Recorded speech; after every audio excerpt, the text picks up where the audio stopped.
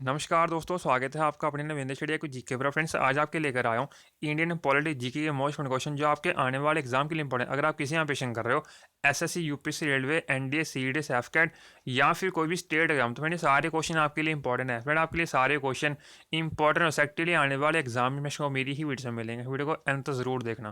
Friends कि मैंने already 4 parts करवा दी, अगर आपने वो नहीं देखे प्लीज़ आकर देख लेना, आपके एग्जाम के लिए काफ़ी यूजफुल होंगे। फ्रेंड, वीडियो स्टार्ट करने से पहले आप वीडियो की डिस्क्रिप्शन और प्लेलिस्ट जरूर जाएगा। आपको हर क्वेश्चन ने 4 ऑप्शन दिए हैं। अगर आपको इनमें से किसी भी क्वेश्चन आंसर पहले से आता है, आप कमेंट बॉक्स में कमेंट करके जरूर बताना।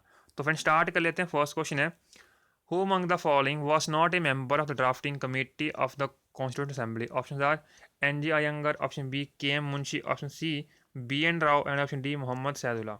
फ्रेंड्स, क्वेश्चन बेसिकली ये पूछा गया था इनमें से कौन था जो कि ड्राफ्टिंग कमेटी का मेंबर नहीं था। आपको ऑप्शन दिए गए थे N G Ayyangar, option B K M Munshi, option C B N Rao and option D Mohammad Saadulla. अगर आपको इस क्वेश्चन आंसर आता है, आप कमेंट बॉक्स में बता सकते हो। तो बेसिकली इसका जो आंसर है वो ऑप्शन सी यानी कि बी एन राव, जो कि ड्राफ्टिंग कमेटी के मेंबर नहीं थे। फ्रेंड, ये क्वेश्चन कई बार और आपके आने वाले एग्जाम के लिए इंपॉर्टेंट है। नेक्स्ट लेते हैं, which are the following was not included when the writing of the constitution of India was completed on 29 November 1949? Options are fundamental rights, option B fundamental duties, option C president rule and option D emergency. Friends, question basically ये पूछा गया था कि जब हमारा Indian constitution जब लिख दिया गया था, तो उस टाइम पर इनमें से क्या था जो कि इंक्लूड नहीं किया गया था। उसमें आपको ऑप्शन दिए गए थे fundamental rights, option B fundamental duties, option C president rule and option D emergency. अगर आपको इस क्वेश्चन आंसर आता है, आप कमेंट बॉक्स में बता सकते हो।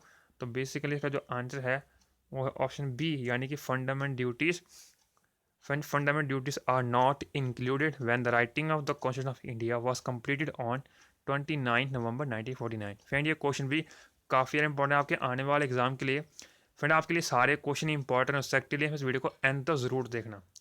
नेक्स्ट लेते हैं, how many womens members were there in the Indian constituent assembly? Option are 10, option B 12, option C 13 and option D 15।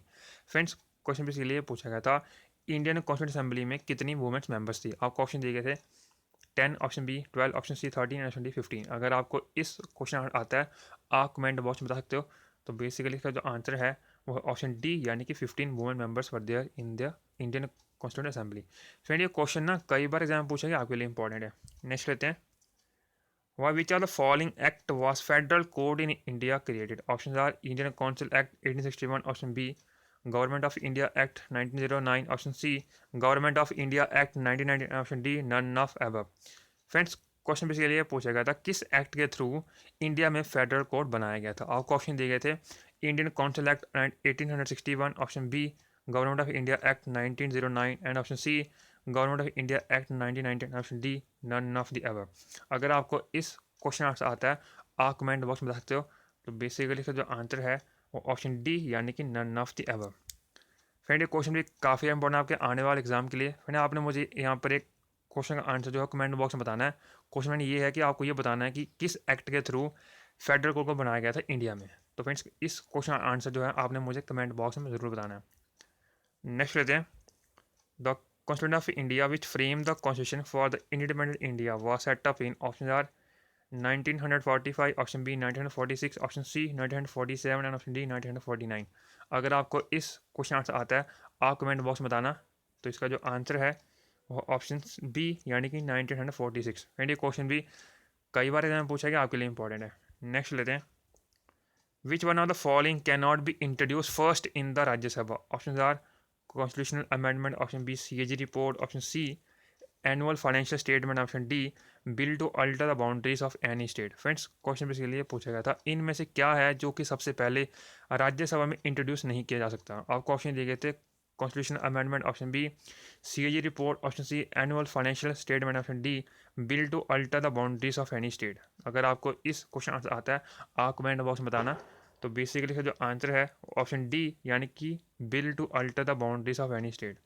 Friend, ये क्वेश्चन भी काफ़ी इंपॉर्टेंट है आपके आने वाले एग्जाम के लिए। नेक्स्ट लेते हैं, which are the following was adopted from the Maurya dynasty in the emblem of government of India? Option are 4 lions, option B carrier wheel, option C horse and option D word सत्य में जाते। Friends, question basically ये पूछा गया था कि जो India government of India का एम्बलम है ना, उसमें मॉडर्न से क्या लिया गया? आपको ऑप्शन दिए गए थे 4 lions, option B carrier wheel, option C horse and option D word Satyameva Jayate. अगर आपको इस क्वेश्चन आंसर आता है आप कमेंट बॉक्स में बता सकते हो। तो बेसिकली इसका जो आंसर है वो है ऑप्शन ए, यानी कि 4 lions. 4 lions are adopted from the Maurya dynasty in the emblem of government of India. Friend ये क्वेश्चन ना काफ़ी इंपॉर्टेंट आपके आने वाले एग्जाम के लिए। फ्रेंड अगर आपको ये कंटेंट अच्छा लग रहा है प्लीज़ वीडियो को लाइक और मिनिमम 10 फ्रेंड शेयर जरूर करेगा। फ्रेंड आपको इस चैनल पर हमेशा क्वालिटी कंटेंट दिया जाता है जो आपके एग्जाम के लिए काफ़ी यूज़फुल है। फ्रेंड मैंने आपके लिए ऑलरेडी बहुत सारा कंटेंट डाल रखा है जीके से रिलेटेड जो आपके एग्जाम के लिए काफ़ी यूज़फुल है। तो फ्रेंड वो सारी वीडियोस आप एग्जाम से पहले ज़रूर देखना। नेक्स्ट लेते हैं। The demand for the constituent assembly was put forward by the Indian National Congress in 1936 at its session held at option are Kanpur, option B Bombay, option C Lucknow and option D Lahore. अगर आपको इस question answer आता है आप comment box में बता सकते हो। तो बेसिकली इसका जो आंसर है वो है ऑप्शन सी, यानी कि लखनऊ। फ्रेंड ये क्वेश्चन भी काफ़ी इंपॉर्टेंट आपके आने वाले एग्जाम के लिए। नेक्स्ट लेते हैं। Which article of the constitution of India gives a working definition for the Indian state? Options are Article 10, option B Article 11, option C Article 12 and option D Article 13। अगर आपको इस क्वेश्चन आंसर आता है आप comment box में सकते हो। तो बेसिकली इसका जो आंसर है वो ऑप्शन सी, यानी कि article 12 of the Indian constitution gives a working definition for the Indian state. Friend ये क्वेश्चन भी काफ़ी इंपॉर्टेंट आपके आने वाले एग्जाम के लिए। नेक्स्ट लेते हैं। The Constitution of India borrowed the scheme of Indian Federation from the Constitution of options are USA, option B Canada, option C Ireland and option D UK। Friends question basically ये पूछा गया था India के जो constitution है ना, उन्होंने ये फेडरेशन स्कीम किसके कंट्री के कॉन्स्टिट्यूशन से ली है? आपको ऑप्शन दिए गए थे USA, option B Canada, option C Ireland and option D UK. अगर आपको इस क्वेश्चन आंसर आता है आप कमेंट बॉक्स में बता सकते हो। तो बेसिकली इसका जो आंसर है वो ऑप्शन बी, यानी कि कनाडा। फ्रेंड ये क्वेश्चन भी काफ़ी इंपॉर्टेंट आपके आने वाले एग्जाम के लिए। नेक्स्ट लेते हैं। In the constitution of India promotion of international peace and security is included in the option are preamble of the constitution, option B directive principle of state policy, option C fundamental duties and option D 9th schedule। Friends question पे इसलिए ये पूछा गया था promotion और international peace and security इनमें से किस में इंक्लूडेड है? आपको ऑप्शन दिए गए थे preamble of the constitution, option B directive principle of state policy, option C fundamental duties and option D 9th schedule। अगर आपको इस क्वेश्चन आंसर आता है आप कमेंट बॉक्स में बताना। तो बेसिकली इसका जो आंसर है ऑप्शन बी, यानी कि directive principle of state policy. Promotion of international peace and security is included in the, तो आंसर इज ऑप्शन बी, यानी कि directive principle of state policy. हम इसको DPSP भी कहते हैं, आप इसको भी याद रखिए भाई। फ्रेंड ये क्वेश्चन भी काफ़ी इंपॉर्टेंट आपके आने वाले एग्जाम के लिए। नेक्स्ट लेते हैं। The provision under Article 51A of the Constitution of India relates to the options are Uniform Civil Code for Citizen, option B Organization of the Village Panchayat, option C Right to Education and option D Fundamental Duties। Friends question भी इसलिए पूछा गया था जो article 51A है ना हमारे Indian constitution का, वो किससे रिलेटेड है? आपको ऑप्शन दिए गए थे uniform civil code for the constitution uniform civil code for the citizen, option B organisation of village panchayat, option C right to education, option D fundamental duties. अगर आपको इस क्वेश्चन आंसर आता है आप कमेंट बॉक्स में बता सकते हो। तो बेसिकली जो आंसर है वो ऑप्शन डी, यानी कि फंडामेंटल ड्यूटीज़। फ्रेंड जो आर्टिकल 51A है ना हमारे कॉन्स्टिट्यूशन का, वो किससे रिलेटेड है? तो आंसर इज ऑप्शन डी, यानी कि फंडामेंटल ड्यूटीज़। फ्रेंड ये क्वेश्चन भी काफ़ी इंपॉर्टेंट आपके आने वाले एग्जाम के लिए। नेक्स्ट लेते हैं। The Indian constitution closely follow the constitution system of, option are USA, option B UK, option C Switzerland, option D Russia. अगर आपको इस क्वेश्चन आंसर आता है आप कमेंट बॉक्स में बता सकते हो। तो बेसिकली इसका जो आंसर है वो है ऑप्शन बी, यानी कि UK, यानी कि यूनाइटेड किंगडम। फ्रेंड ये क्वेश्चन भी काफ़ी इंपॉर्टेंट आपके आने वाले एग्जाम के लिए। नेक्स्ट लेते हैं। Which are the following article provide reservation seats for the reservation seats for the schedule caste and schedule tribes in the panchayat? Option are 243D, option B 243C, option C 243B and option D 243A। Friends question इसके लिए पूछा गया था इनमें से कौन सा article जो है वो सीट प्रोवाइड करता है शेड्यूल कास्ट और शेड्यूल ट्राइब को पंचायत में? आपको ऑप्शन दिए गए थे article 243D, option B 243C, option C 243B and option D 243A। अगर आपको इस क्वेश्चन आंसर आता है आप कमेंट बॉक्स में बता सकते हो। तो बेसिकली इसका जो आंसर है वो है ऑप्शन ए, यानी कि article 243D provides the reservation of the seats for the schedule caste and schedule tribes in the panchayat. Friend ये क्वेश्चन भी काफ़ी इंपॉर्टेंट आपके आने वाले एग्जाम के लिए। नेक्स्ट लेते हैं। A resolution passed under the clause 1 of the Article 249 shall be remain in the force for the period of not exceeding options are 1 month, option B 3 month, option C 6 month and option D 1 year. अगर आपको इस question answer आता है आप comment box में बता सकते हो। तो बेसिकली आंसर है वो ऑप्शन डी यानी कि 1 ईयर। फ्रेंड ये क्वेश्चन भी कई बार एग्जाम में पूछा गया, आपके लिए इंपॉर्टेंट है। नेक्स्ट लेते हैं। NITI Aayog has been constituted under which article of the constitution of India? Option are article 280, option B article 282, option C article 286 and option D none of these. अगर आपको इस क्वेश्चन आता है आप कमेंट बॉक्स में बता सकते हो। तो बेसिकली जो आंसर है वो ऑप्शन डी यानी कि नन ऑफ दीज। फ्रेंड ये क्वेश्चन भी काफ़ी इंपॉर्टेंट आपके आने वाले एग्जाम के लिए। फ्रेंड्स अगर आपको ये कंटेंट अच्छा लगा प्लीज़ वीडियो को लाइक और मिनिमम 10 फ्रेंड शेयर जरूर करिएगा। और फ्रेंड आप इंस्टाग्राम, टेलीग्राम और फेसबुक ज्वाइन कर सकते हो as business study I G के। नेक्स्ट लेते हैं। Which article of the Indian constitution is related to the Indian foreign policy? Option are article 380, option B article 312, option C article 16, option D article 51। Friends question इसलिए पूछा गया था इनमें से कौन सा आर्टिकल है हमारे इंडियन कॉन्स्टिट्यूशन का जो रिलेटेड है इंडियन फॉरेन पॉलिसी के साथ। और क्वेश्चन दिए गए थे article 380, option B article 312, option C article 60 and option D article 51। अगर आपको इस क्वेश्चन आंसर आता है आप कमेंट बॉक्स में बता सकते हो।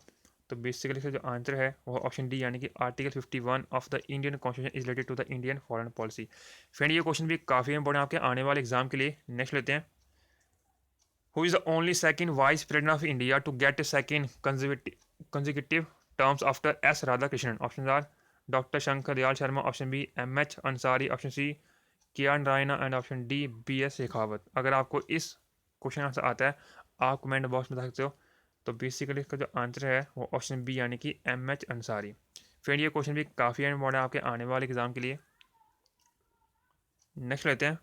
अ money bill passed by Lok Sabha can be held up by the Rajya Sabha for how many week? Option are 2 weeks, option B 3, option C 4 weeks and option D 5 weeks. Friends question इसलिए पूछा गया था कि अगर लोकसभा ने कोई मनी बिल पास किया तो और राज्यसभा उसको कितने टाइम तक रोक सकता है। और क्वेश्चन दिए गए थे 2 weeks, option B 3 weeks, option C 4 weeks and option D 5 weeks. अगर आपको इस क्वेश्चन का आता है आप कमेंट बॉक्स में सकते हो।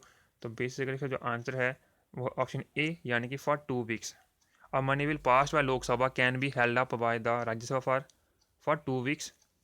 फिर ये क्वेश्चन भी काफ़ी इंपॉर्टेंट आपके आने वाले एग्जाम के लिए। Last question. The speaker of the Lok Sabha may resign his office by writing address to the option president of India, option B prime minister of India, option C president of vice president and option D deputy speaker of Lok Sabha. Friends question basically ये पूछा गया था अगर लोकसभा के speaker को resign करना होगा तो वो किसको एड्रेस करेगा। आप क्वेश्चन दिए गए थे president of India, option B prime minister of India, option C vice president and option D deputy speaker of Lok Sabha. अगर आपको इस क्वेश्चन आंसर आता है आप कमेंट बॉक्स में बता सकते हो। तो बेसिकली जो आंसर है ऑप्शन डी यानी कि deputy speaker of Lok Sabha. The speaker of Lok Sabha may resign his office by writing address to the. तो आंसर ऑप्शन डी यानी कि deputy speaker of Lok Sabha. Friend ये क्वेश्चन भी काफ़ी इंपॉर्टेंट आपके आने वाले एग्जाम के लिए। तो फ्रेंड 20 क्वेश्चन थे। आपको कंटेंट अच्छा लगा प्लीज़ वीडियो को लाइक और मिनिमम 10 फ्रेंड शेयर जरूर करिएगा। फ्रेंड ये पार्ट 5 वीडियो है, आपको आने वाले दिनों में इसके और पार्ट्स भी दे दिए जाएंगे। तो thank you so much watching my video. Please like and comment. मिलते हैं नेक्स्ट वीडियो में अच्छे टॉपिक को। Thank you so much and wish you all the best for upcoming exam. Thank you so much.